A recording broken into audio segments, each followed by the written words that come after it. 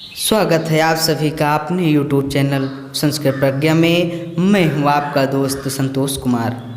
दोस्तों, आज मैं पुनः आप सभी के लिए संस्कृत भाषा के अपरिमित ग्रंथ ज्ञान भंडार में महर्षि भर्तृहरिकृत, जो पूर्व में राजा थे फिर बाद में वैराग्य को धारण कर लेते हैं, ऐसे महर्षि महान मुनि ऋषि हमारे भर्तृहरि द्वारा उल्लिखित नीति शतकम से सांसारिक ज्ञान को देने वाले सांसारिक ज्ञान युक्त श्लोकों से अवगत कराना चाहता हूँ।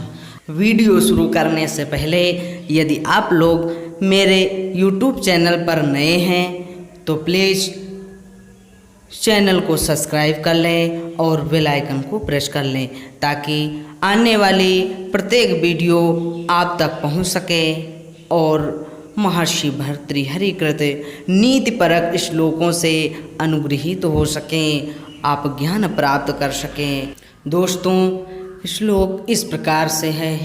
यस्यास्ते वित्तं स नरः कुलीनः स पंडितः सा श्रुतवान् गुणज्ञः स पंडितः सा श्रुतवान् गुणज्ञः स एव वक्ता स च दर्शनीयः सर्वे गुणाः काञ्चनमाश्रयन्ते सर्वे गुणाः काञ्चनमाश्रयन्ति। यस्यास्ति वित्तं स नरः कुलीनः।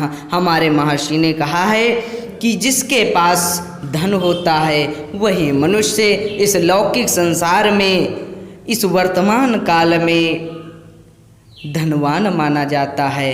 इस भौतिक जगत में जो धनवान है, जिसके पास धन होता है, वही मनुष्य कुलीन श्रेष्ठ संपन्न कुल में उत्पन्न माना जाता है।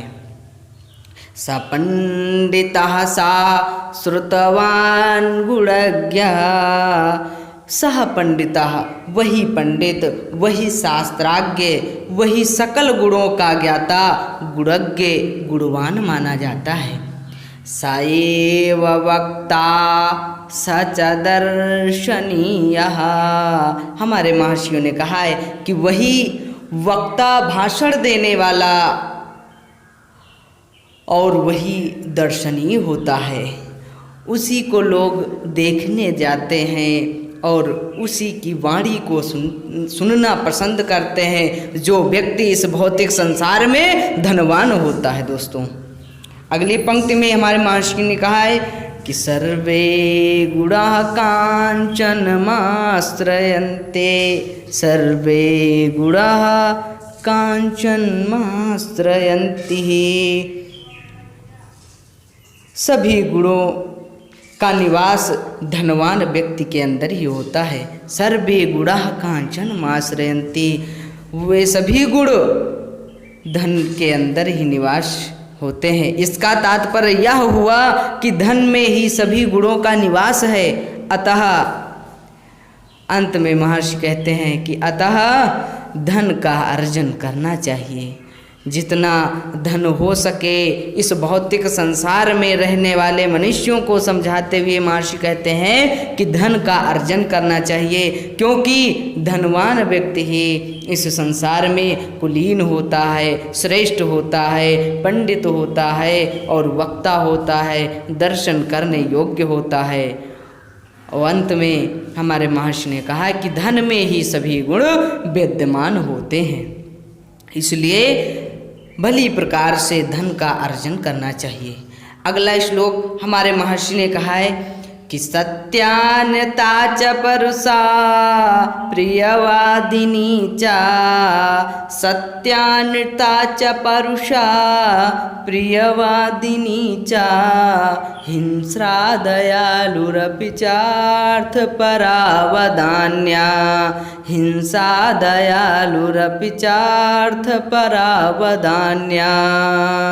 नित्यव्यया प्रचुर नित्यधनागमा च नित्यव्यया प्रचुर नित्यधनागमा च वेश्याङ्गनेव नृपनीति अनेकरूपा वेश्याङ्गनेव नृपनीति अनेकरूपः।